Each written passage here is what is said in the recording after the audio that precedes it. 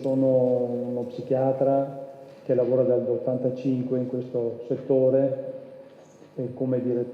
prima come medico, poi come direttore dei servizi per le dipendenze della Bassa Padovana e oggi come direttore del Dipartimento per le dipendenze provinciale, nella nuova azienda provinciale, macro azienda provinciale. Mi scuso con Leopoldo perché non ho seguito la prima parte, perché c'erano dei giornalisti che mi hanno importunato e quindi non ho seguito la prima parte, quindi inevitabilmente ci saranno delle ripetizioni che cercherò di andare via rapidamente, così recuperiamo spazio.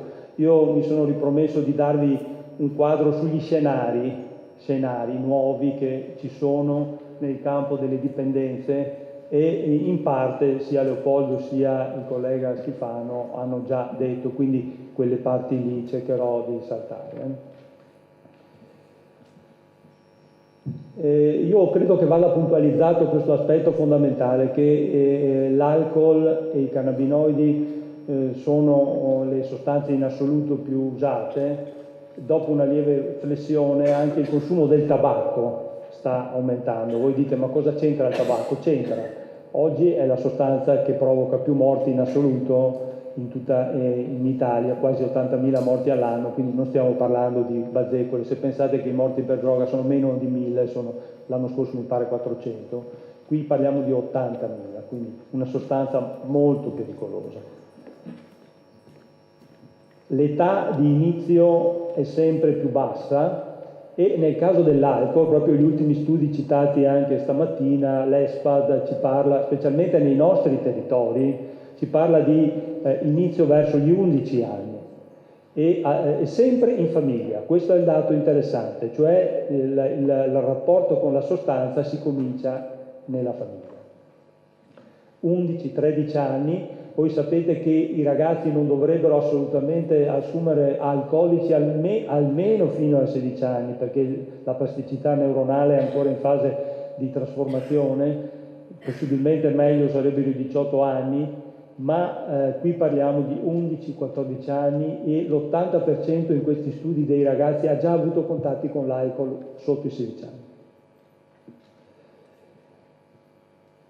Il 35-40% dei giovani ha almeno una volta sperimentato l'uso di uno spinello, mentre la percentuale aumenta all'80% nel caso del consumo alcolico. Ecco, non dimentichiamoci questa sostanza, no? Perché noi possiamo parlare di tantissime sostanze, ma questa è la porta che ci apre poi al ventaglio di tutte le altre.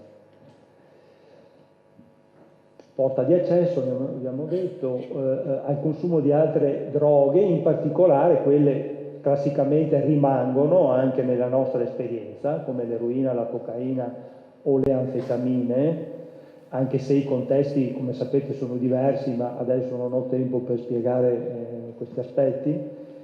Però ricordiamoci che non è che tutti i consumatori, quelli che fanno l'esperienza, poi passano a sviluppare una dipendenza. Sembra che oscillino tra il 5 e il 10% di chi consuma le sostanze poi arriva a sviluppare una dipendenza. E poi nei nostri servizi, i servizi per le dipendenze, ci occupiamo di questi. I consumatori li vediamo pochissimo, anche se adesso abbiamo stabilito dei presidi, dei servizi, delle attività di counseling anche nelle scuole, in tutte le scuole superiori, e quindi abbiamo la possibilità di incontrare le persone che sperimentano in maniera molto maggiore rispetto al passato.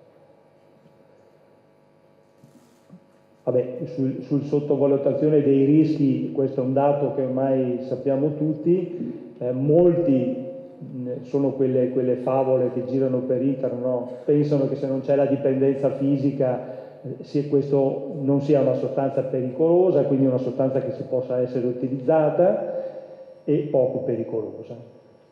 Ecco, questo è un punto credo centrale nella riflessione, no? Le campagne di informazione sono, anche se i consumatori poi conoscono poco le sostanze, ma sono assolutamente limitative, limitanti nel diminuire o nel rendere più edotte le persone rispetto ai problemi di queste sostanze. Sembra sia più necessario approfondire a livello culturale ed educativo, un discorso a livello culturale ed educativo, cercando di esaminare gli stili di vita e le motivazioni che stanno alla base del consumo. Quindi dobbiamo spostare dall'informazione agli stili di vita e le motivazioni che stanno alla base del consumo. Anche qui è stato detto, e non mi soffermo, c'è una caduta nell'opinione pubblica di interesse e quindi il problema delle dipendenze patologiche rischia di normalizzarsi come un fatto accettato e inevitabile nella nostra comunità, nella nostra necessità.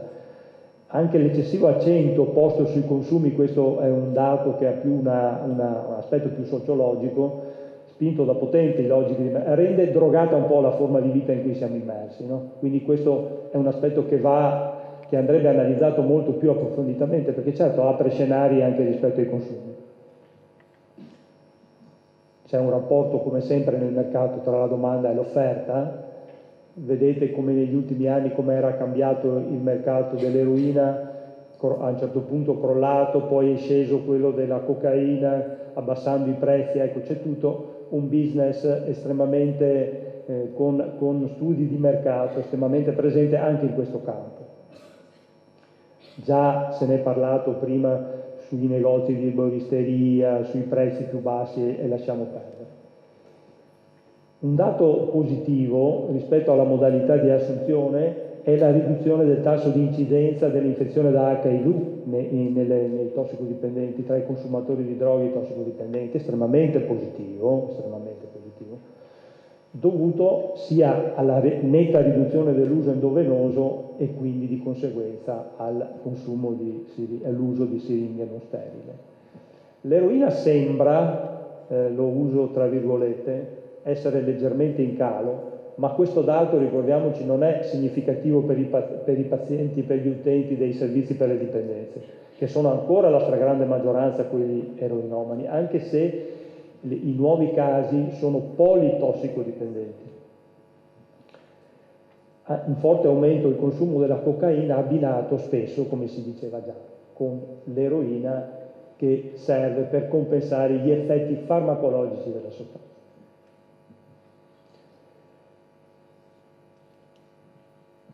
L'eroina, come saprete, è spesso fumata, mescolata ai cannabinoidi, usata come sedativo, no, per abbassare l'eccitazione, dopo aver fatto l'uso di stimolanti. C'è un certo ritorno al fumo di oppio. La cocaina viene spesso considerata e utilizzata come droga ricreazionale, del tutto controllabile e gestibile, quindi anche rispetto alla scuola e al lavoro. Questo è un dato che non va sottovalutato, perché stiamo parlando di persone non emarginati, marginali o dell'emarginazione degli anni 90 e fino al 2000. Questi del salto già Schifano ne ha parlato in maniera assoluta. Ma chi sono? Ecco, volevo soffermarmi la tipologia più frequente dei consumatori. Allora, quelli che usano gli smart shop, internet, eccetera, spesso sono studenti che ricercano in questi negozi stimolanti cerebrali di basso profilo, almeno che loro ritengano, tossicologico per la preparazione degli esami, adulti sui 40-60 anni, soprattutto maschi, che ricercano alcune smart drugs dalle proprietà simili Viagra, e giovani che usano le smart drug per i loro presunti effetti psichedelici, no? O semplicemente per curiosità. Quindi non stiamo parlando di persone con una psicopatologia. Quali caratteristiche fondamentali possiamo attribuire, no? In parte già dette? Un certo relativismo valoriale, una diffusione dell'accettabilità del rischio, l'idea della reversibilità dell'azione, non sempre, già prima la domanda era no, ma è reversibile o no una crisi psicotica? Non sappiamo, ancora non lo sappiamo. Una esasperazione della performance e del successo, ma ancora le modalità di consumo sono molto differenziate, dipende dai contesti, dai gruppi di appartenenza, eccetera.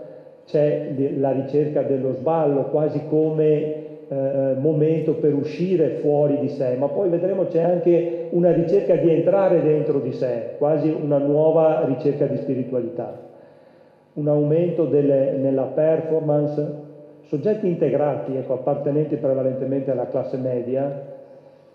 Quando io ho cominciato a fare questo lavoro non c'era nessuno dei miei pazienti che avesse un titolo di studio che andasse al di là della terza media, quindi parliamo degli anni dall'85 al 90, nessuno. Io non ho mai incontrato nessuno che avesse fatto più della terza media. Oggi tutti i nuovi utenti che arrivano da noi sono pazienti diplomati, alcuni anche frequentanti l'università e con consumo di sostanze. Il livello di quelli di scolarità, pochissimi contatti con i servizi, specialmente i consumatori, diceva anche prima Leopoldo, no? Non sono questi quelli che arrivano frequentemente ai servizi. Privi di ideologie, pragmatici, figli della società integrata, cercano l'uguaglianza nel consumo, nell'attività ludica e nella conformità mondana che poi paradossalmente criticano e sfidano. Questo è molto interessante.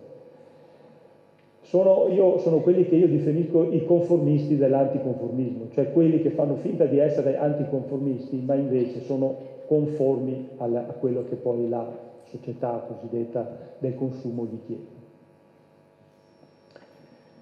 Si collocano all'interno questa è una riflessione un po' più psicologica, dell'ambivalenza tra l'individualismo e il bisogno di appartenenza, arrivando a strutturare parte della propria esistenza in ambiti che sono esterni a quelle delle organizzazioni tradizionali, dove è possibile rimodellare la propria identità, quindi cercano dei percorsi esterni, tanto è vero che tutte le organizzazioni tradizionali, i gruppi, le società sono un po' in difficoltà, no? In alcune situazioni. Rituali di gruppo, eccetera, compreso lo spritz, che è un rituale di gruppo che ha certamente una sua valenza positiva sul fatto del legare le persone, ma che naturalmente, siccome poi lì si usano litri di alcolici, ha anche un suo effetto sulla salute psichica e fisica delle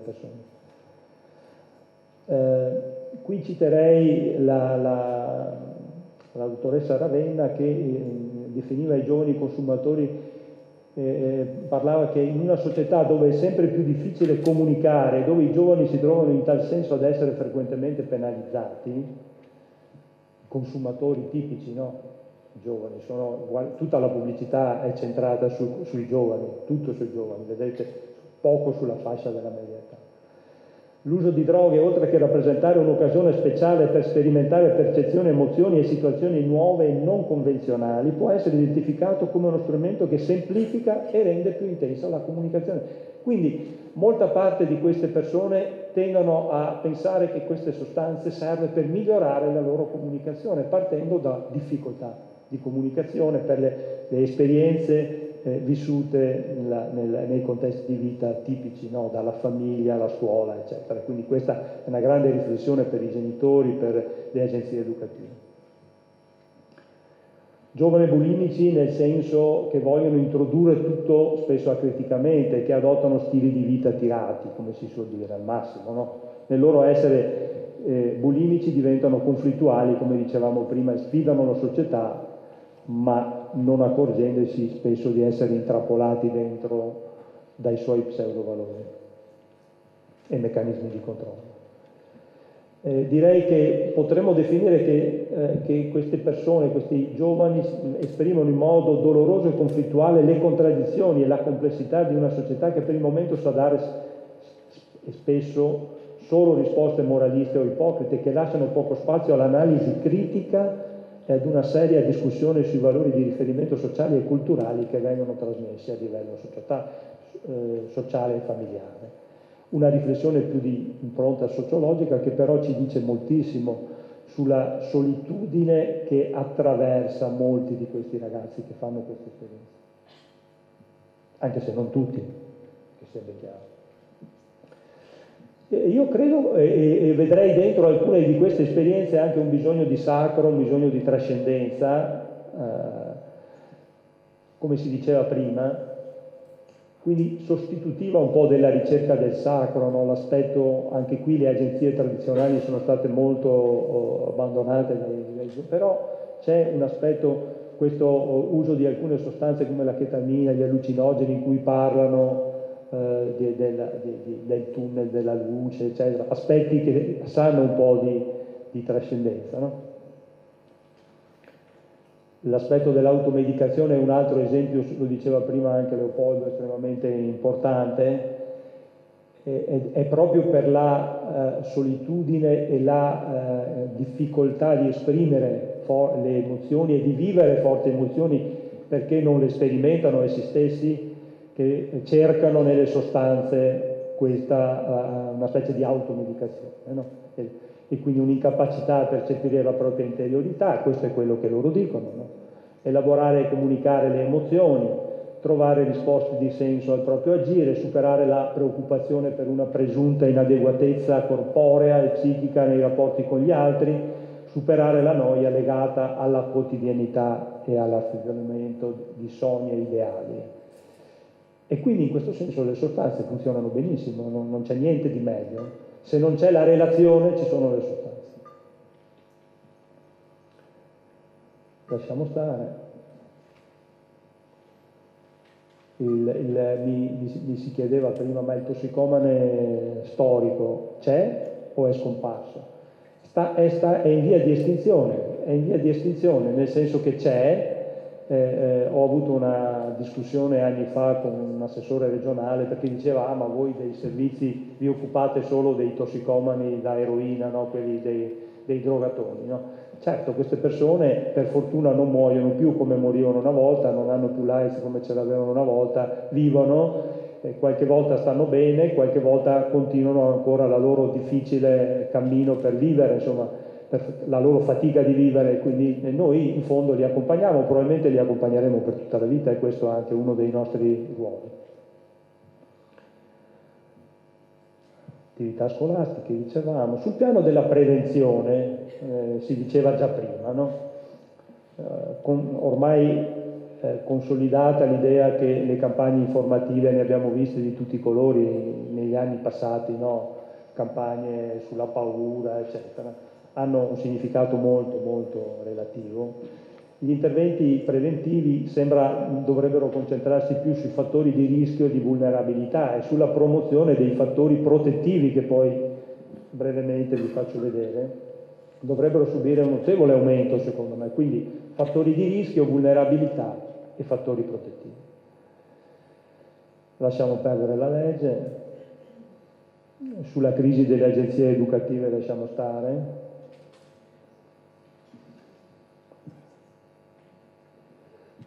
Vabbè, questa qui l'abbiamo già detto, lasciamo stare. Ecco, va detto che quando parliamo di dipendenze patologiche dobbiamo introdurre altre dipendenze che stanno crescendo, non è che ci sono solo le sostanze.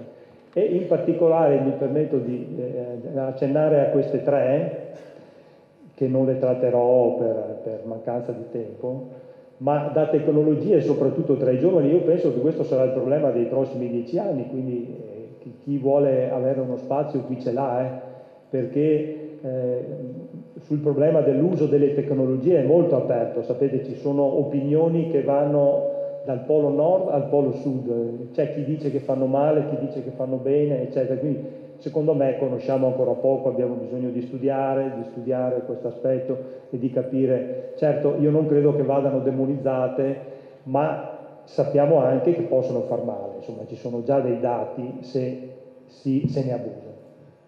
Il gioco d'azzardo è inutile che ne parliamo in questo contesto, ma è un problema che sta crescendo, c'è un rapporto diretto con l'aumento dei giochi, quindi in questo senso lo Stato ha una grande responsabilità perché lo Stato ha aumentato i giochi e quindi aumentando i giochi la possibilità, il contatto ha anche aumentato le persone ha messo in contatto le persone più vulnerabili con queste possibilità. E un altro aspetto che sta crescendo è l'aspetto della pornografia, specialmente online, e della dipendenza da questi aspetti che sta crescendo e già noi stessi abbiamo visto dei casi di questa, seppur limitati, di questa situazione, ma io penso che crescerà moltissimo nei prossimi anni. Io vi risparmierei questa cosa, le caratteristiche del fenomeno dell'uso delle tecnologie secondo una ricerca dell'Eurispes, del telefono azzurro, ma lasciamo stare. Andrei avanti e andrei sull'aspetto finale. Ecco.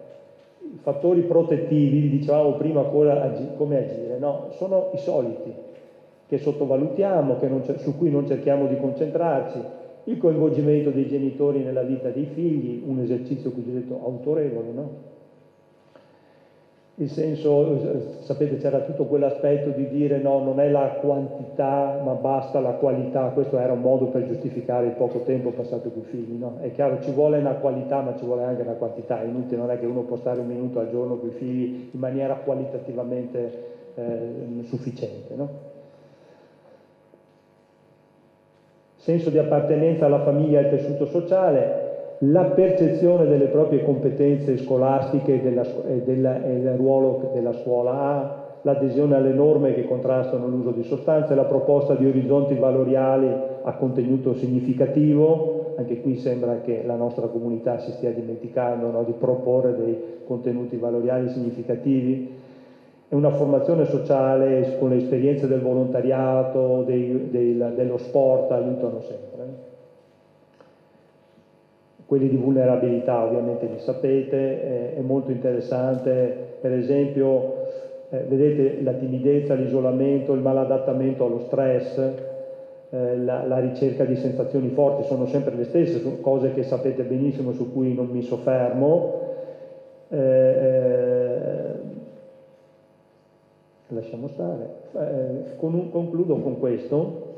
Quali possono essere i fattori familiari di protezione, cioè del gruppo primario in cui crescono le persone, quindi dobbiamo molto concentrarci, come si diceva prima, non possiamo, quando è possibile le famiglie vanno sempre coinvolte, quando è possibile, se non è possibile no, ma quando è possibile vanno sempre coinvolte. L'attaccamento sicuro, a cui voi ne sapete più di me, è sano tra genitori e figli, l'ascolto attento alla supervisione genitoriale, l'autorevolezza è una disciplina efficace, sapete che oggi si parla di famiglie basate più sugli affetti, non più le famiglie gerarchiche, no? In cui è stato sostituito al devi obbedire, devi capire. Questo è molto interessante, quasi con un aumento della maturazione, una volontà di maturazione dei propri figli esagerata, no? Comunicazione di valori familiari prosociali, genitorialità supportiva. E